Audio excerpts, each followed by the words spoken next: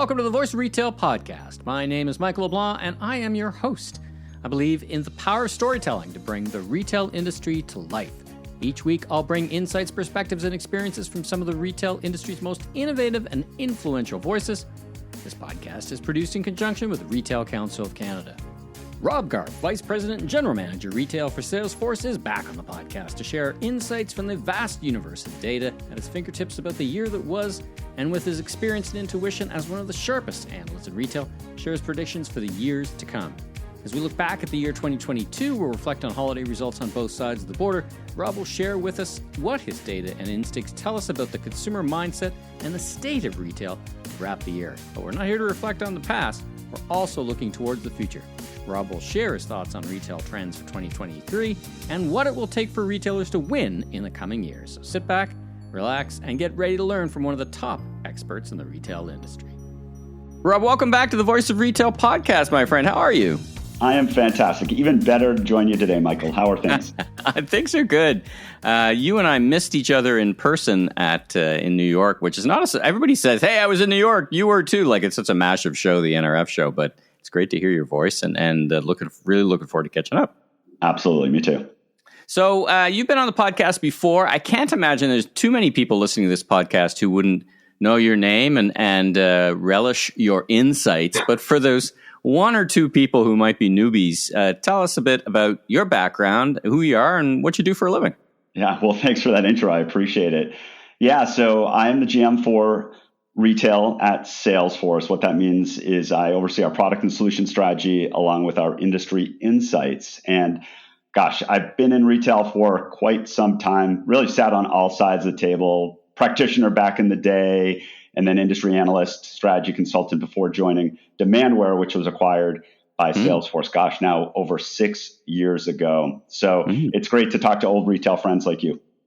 Fantastic. Now, again, Salesforce, a very familiar name to everyone. However, why don't you hone in for us on what part or where and how Salesforce generates some kinds of information that's, so to speak, gathering of the wisdom because of your breadth and your depth and the kind of range of things. So from where in the Salesforce universe are you able to pull kind of quantitative insights and then some qualitative insights would help people understand the scope and scale of your organization?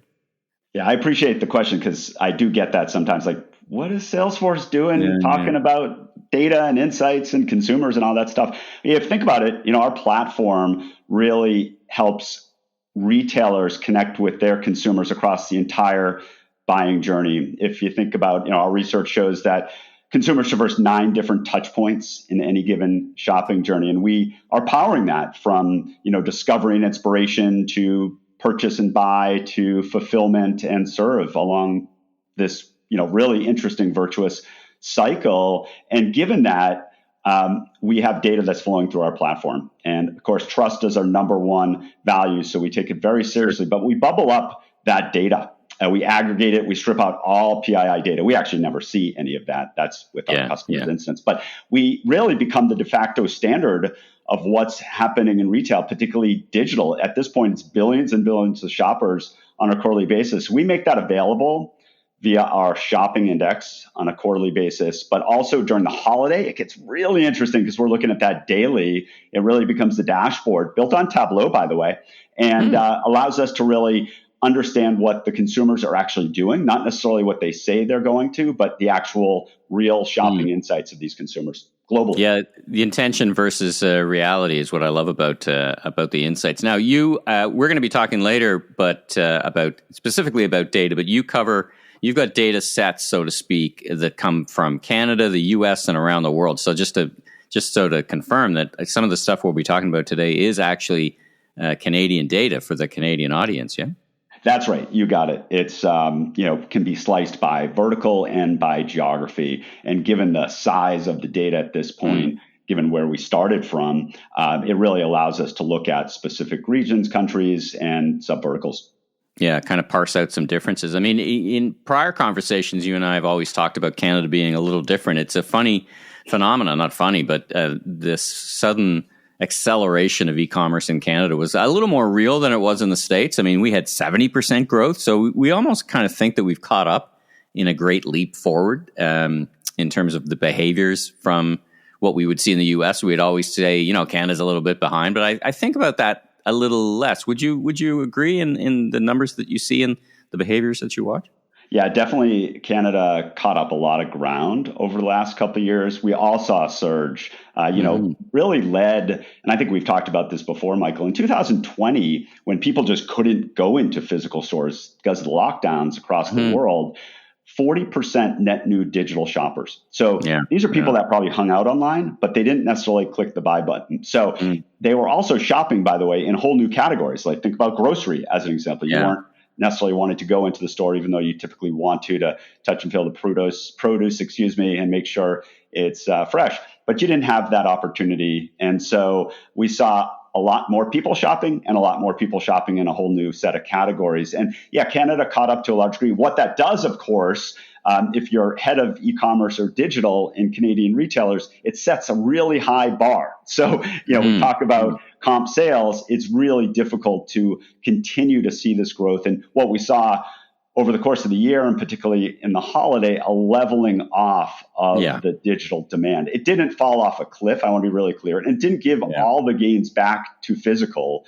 It really became this blended or hybrid shopping that we've been seeing in the States, we've been seeing in parts of Europe, and certainly Canada was catching up in that regard as well. I tend to agree. The waterline, I always describe the waterline moved up and it did not recede back to the normal level, but it receded a bit, right? I mean, you were probably expecting that. I mean, when stores are closed, you're going to see an unnatural, supernatural kind of acceptance or use of e-commerce. But was it your thinking, even in the depths of the COVID era, that wasn't going to last, or were you amongst the this could be a permanent change? How are you framing that, or when you reflect on those days? Yeah, I like how you use the waterline analogy. I talk about it as a rubber band snapping back or not. And it didn't snap back all the way. It receded a little bit. And so, just to give, put it in perspective based on our data in the shopping index for Q4, let's look at that snapshot for a second. Yeah.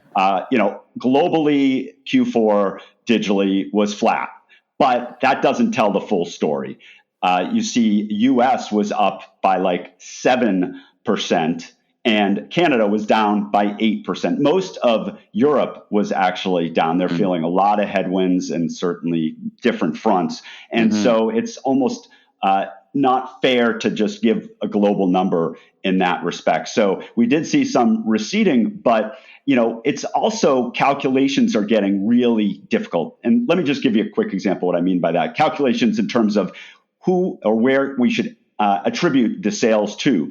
Our data shows, Michael, that 60% of digital orders are now influenced by the physical store, whether that's demand being generated there or demand being fulfilled from there. So in that case, is it a digital order? Is it a store order? Yeah, how do you calculate it? So it gets really gray, if you will, if you just look at the basis, both globally and then trying to parse out a digital order versus a store order.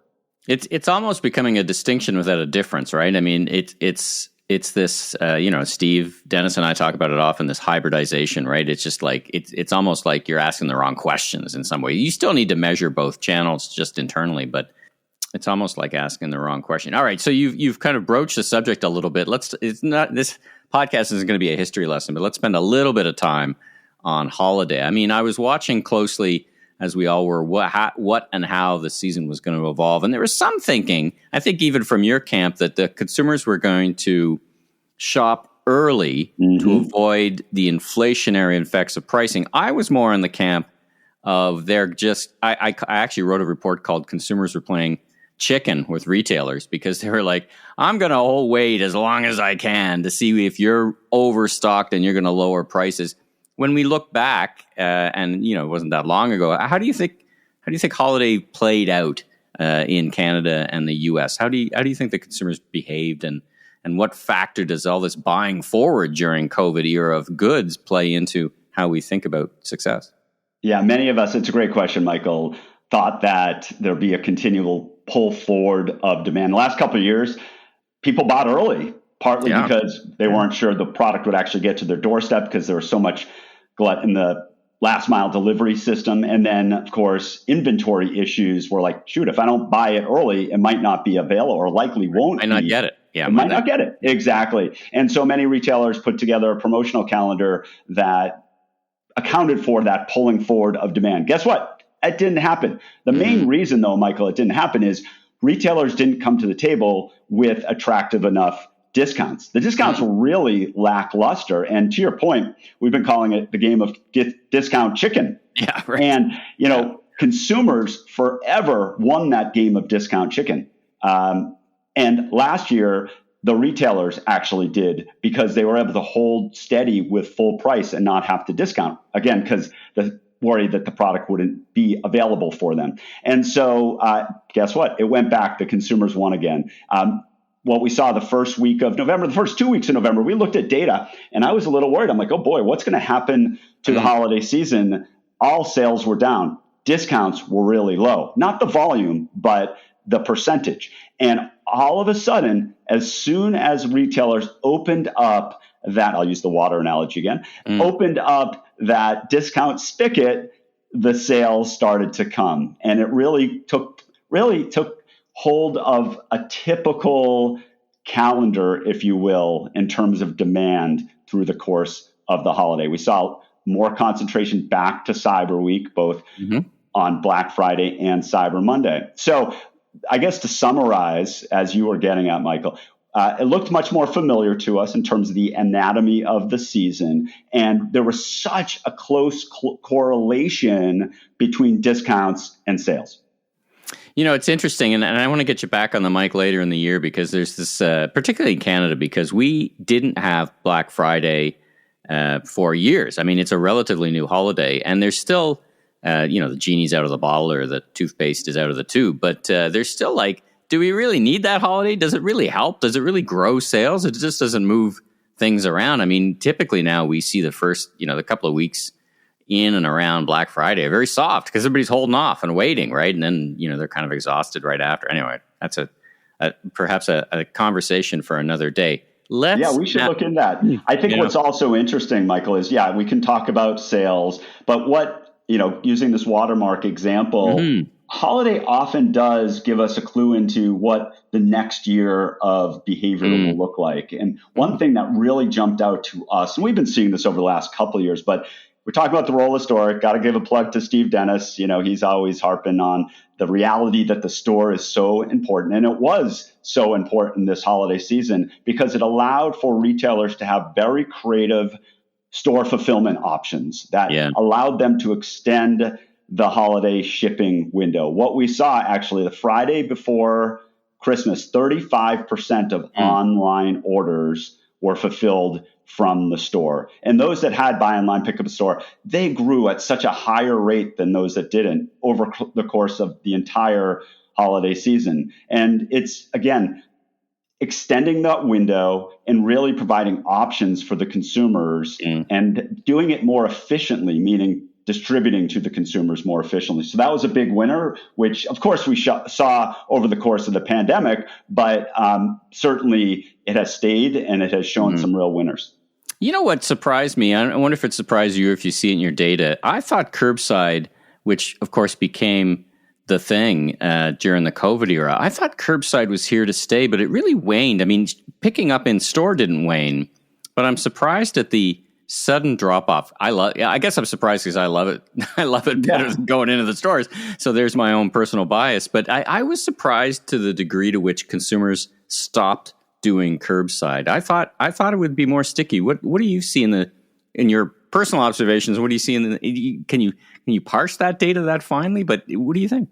Yeah, it's a good observation. There was definitely a pullback. I don't know if it's as much of the consumers not wanting it, but more the retailers not able to sustain it. And what I mean by that is it's really expensive. And retailers got really scrappy over the course of the pandemic and did a lot of things that would have ordinarily taken them a couple of years to pull off. And they were able to do it in a couple of weeks. And though it cost a lot and margin wasn't as much the focus point at that time, it was all about growth. And now there's a finer point on margin, trying to do more with less. And it's really expensive for those retailers that weren't able to create the operational efficiencies around it, got really stuck. It really put a ton of margin pressure on them. The other thing too is they really want the consumers to go in the store because it really allows, as we've looked at self-checkout for decades now, for that impulse purchase that might not be able to take place. So I don't know if it's as much about changing consumer behavior or demands and more about retailers' ability to operate, especially when there's such a decrease in the availability of frontline workers, the store associates.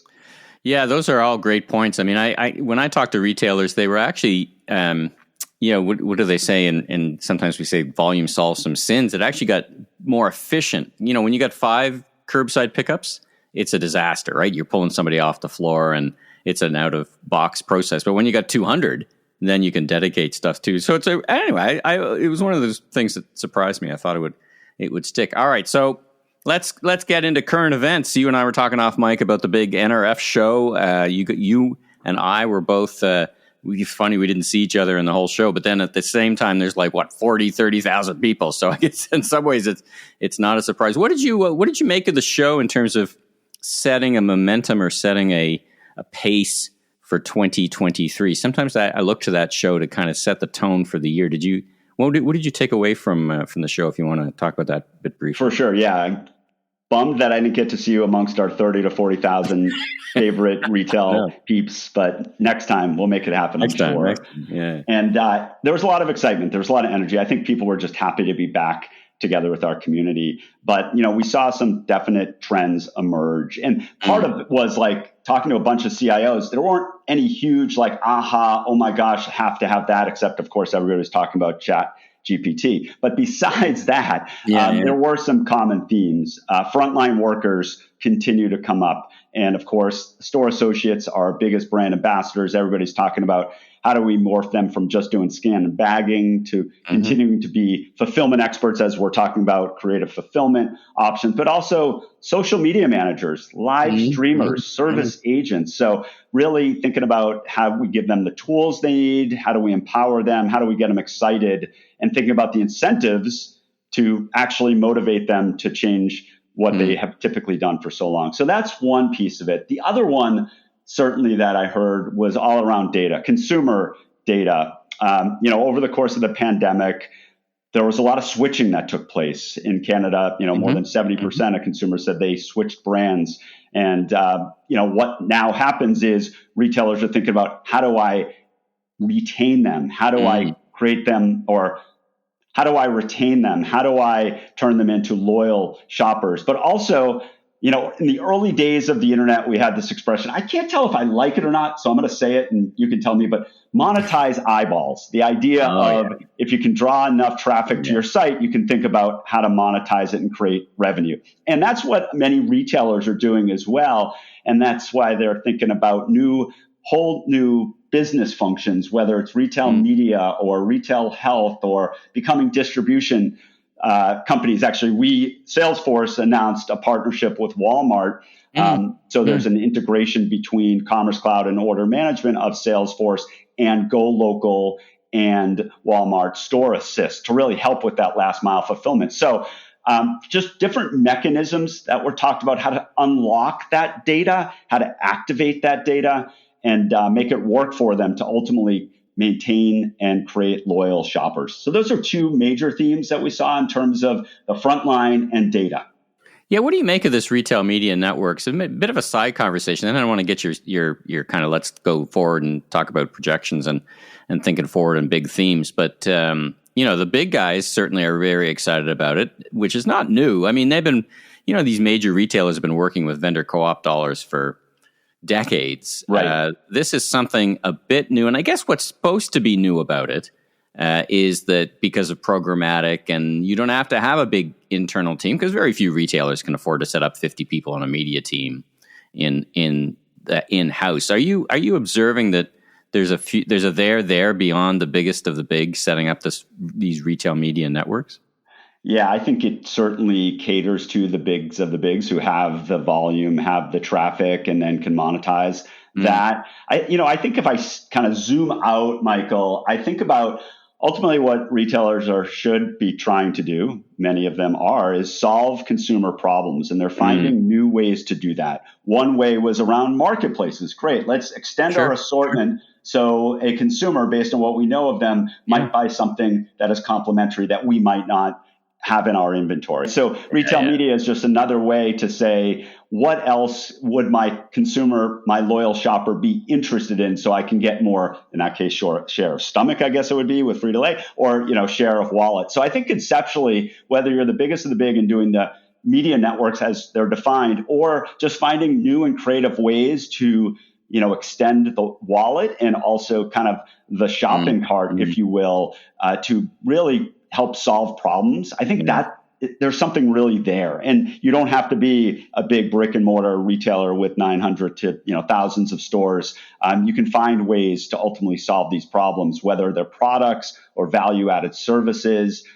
In some cases, media is kind of nice because it has such high margin. So if you can get the mechanism, and get that in motion, it's very profitable. And of course, these days, trying to do more with less and being more profitable as margins are getting squeezed, that's an interesting thing to look at. All right, let's turn our minds now to 2023. My goodness, what are we dealing with? We've got, on the positive side, we got a more stable supply chain than we've had, so that's less a concern. But finding and keeping people, big issue. We've got consumers who've bought their brains out basically during the COVID era. I don't need another new big screen TV. So I think we've got a disconnect between, consumer behavior and what they're actually doing, because they're just, their houses are full of stuff. They got to shift to experiences. And all right, within all this, what's your ideas and what themes are you seeing that retailers listening can say, how can I win and how can I be successful in 2023? What should they be thinking about from your perspective? Yeah, that's awesome. So as we are taping this right now, I guess, are you technically taping it or recording it, or as we're talking? Wait a minute, I got to change the reel on the big machine here. I got to wait a second. It's on the floor.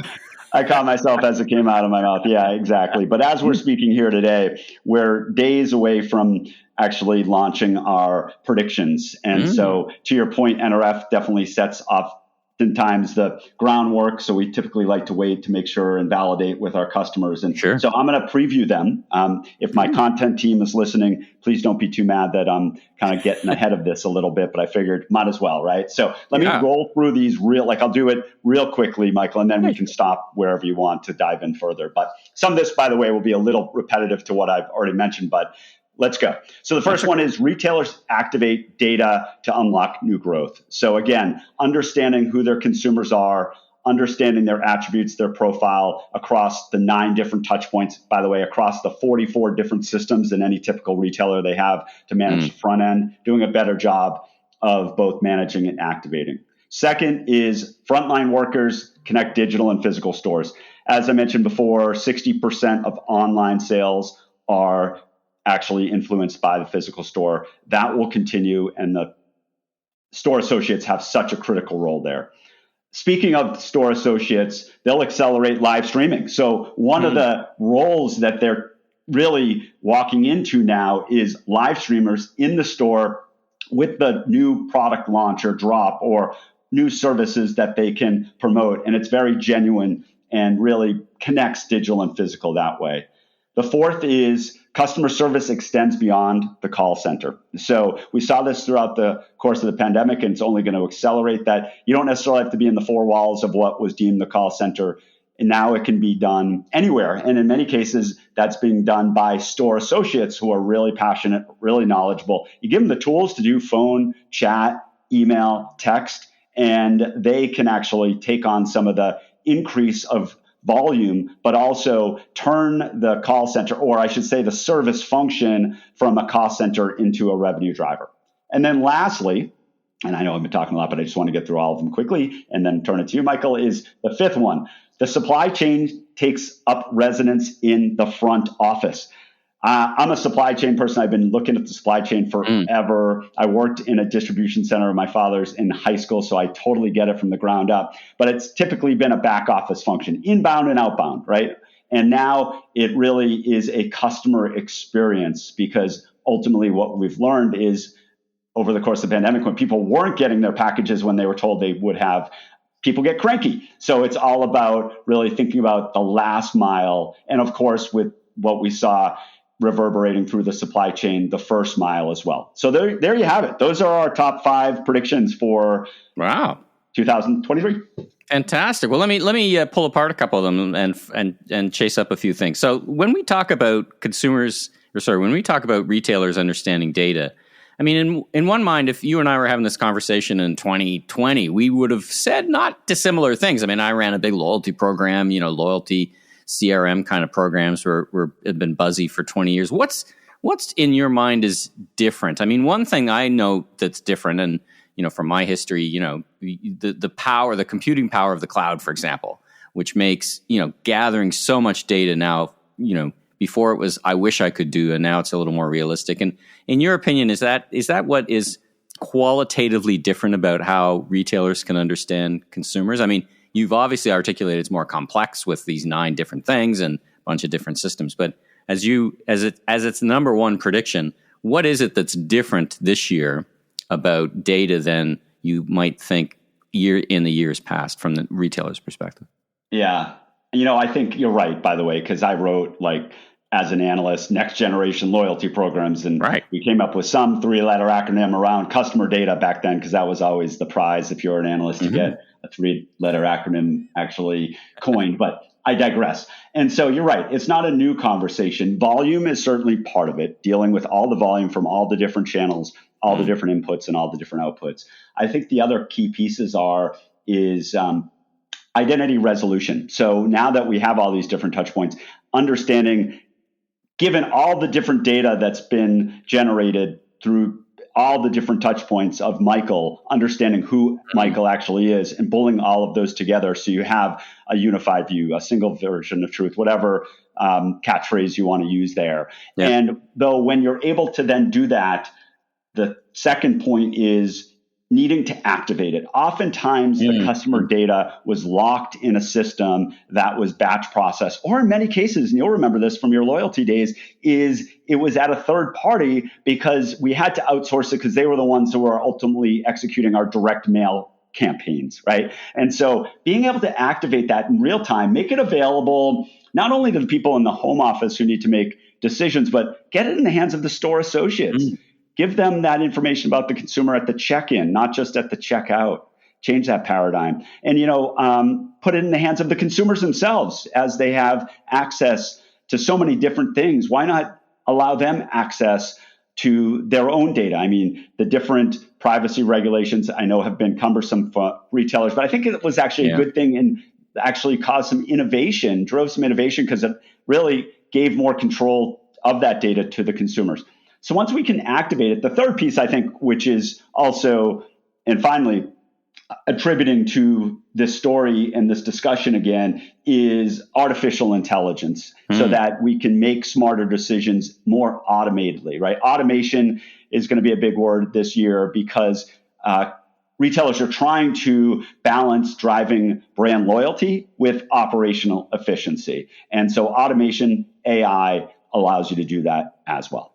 Second follow-up, and then I want to just tap in a couple last questions about any data that you're seeing specific to the Canadian market, and then we'll kind of go from there. But you continue to bring up associates, right? They're now the number one. It's not like associates and people weren't a top, if not the top issue in retail. You're predicting a lot of higher order things that associates are going to be charged with. Are we worried that you take an associate and you say, listen, it's busy enough to know what programs, I've been in retail, you get a binder worth of stuff every week of new programs, new product launches. Now we're asking them to go on a live stream, and we're asking them to be influencers, and we're asking them to look at CRM data. How are you guys thinking about empowering all that to make it not so overwhelming to just show up and, do your gig every day, but now you got to do all this other stuff? Are we putting too much burden on the associates, or are they ready for it? And are there systems that are going to help retailers figure that out? I love that question. I think only a person that's been in retail could ask that question because you lived it and breathed it. And, whatever question we ask about the associate, it comes down to balance and how are they going to balance their time and their priorities. Our research shows, depending on the type of retailer you are, anywhere from 50-60% of the time is spent on checkout. So that means there's another huge percent of time that is focused on store operations and execution. But guess what? We typically don't, in our labor scheduling and management and forecasting tools, account for that other time around execution. It just magically gets done, right? So given that we're looking for them to expand their role, which, by the way, they're really, in talking to store associates and store operations folks, are excited about, because it gives them more purpose. It gives them more career opportunity. We must give them two things. First, space, meaning the time to do it. And second, the incentives. I was speaking about this at a very high level at Shop Talk in the spring. And somebody asked from the audience, how do you make this happen in terms of allowing the store associates to do all of these other things, like, as we were talking about, being social media managers, fulfillment experts, et cetera. And my answer then, which I'll say now, is look at the incentives. If you're asking them to be a fulfillment expert, are you looking at pick, pack, and shipment rates? Are you looking at how many packages they are actually getting out the door? If they're social media managers, are you looking at engagement and followers as well? So I think, as I look at this, there's the space, there's the incentives, and then there's the tools. Like we can't really tether them to the cash wrap if we really want them to engage the consumer in the front of the house. What does that look like in terms of the tools? Also, how do we streamline the communication and provide visibility from the headquarters down to the store so it's really clear as to what they should do and what they should prioritize? Yeah, it's going to take some pretty powerful systems, I think, not to overwhelm the system, right? Just to I worry about that, because you and I would have been talking 10 years about this at the call center level, right? Too much information and it just becomes too much to deal with, and you really need some powerful communication systems. All right, let's talk about... Actually, one other thing to that, I know you want to probably get us going here, but one other thing, because you just really triggered a point, is that our research at Salesforce shows that store associates access 14 different systems every day. They have to log into 14 different systems, which how can you do what we're asking to do if it's not simple? So I really appreciated your point there. Yeah, for sure. So interesting. Any data that you want to speak to specific to the Canadian market? I mean, as we talked about earlier, the U.S. data, U.S. behaviors are not as dissimilar as they used to be. In one way, the American consumer is different than Canadian consumer. Anything you want to parse out or comment on observations on the Canadian consumer behavior? Yeah, we did some specific research in Canada over the holidays, and what we have found is, many are just reassessing their financial standing and really thinking about what their spending habits are going to look like over the next 12 months. More than 80% of Canadian consumers are reassessing their overall spending.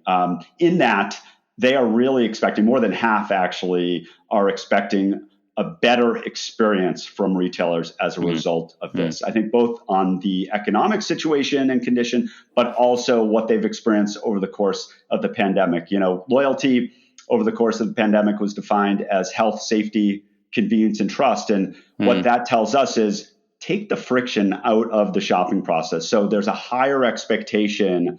That watermark is really high in terms of the friction, or removing that friction. That's part of it as well. We saw a fair amount, more than 70% of consumers in Canada switch brands. And so that's higher than actually what we're seeing globally as well. And so really many of those, in order to stay with that brand or what might cause them to go to another brand, will really expect more personalized experiences. So there's high bar here for Canadian consumers. There's definitely some headwinds as they think about spending. So it really just is putting more and more pressure on retailers to really balance driving brand loyalty, but also do it in an operational efficient way. Well said. I mean, basically you've encapsulated the challenge of modern retail right there.